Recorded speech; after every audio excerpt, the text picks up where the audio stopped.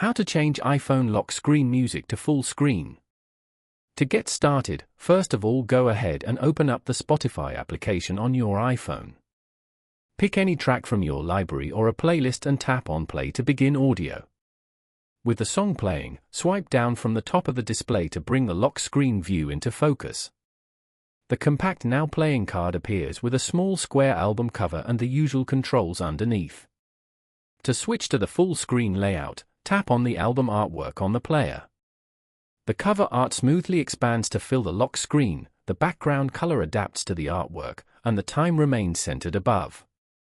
The playback controls and progress bar sit neatly at the bottom so you can pause, skip, or adjust volume while the art stays full screen. The wallpaper behind subtly matches the album colors, giving a clean and immersive look without changing any setting. Following these steps, you can easily change iPhone lock screen music to full screen.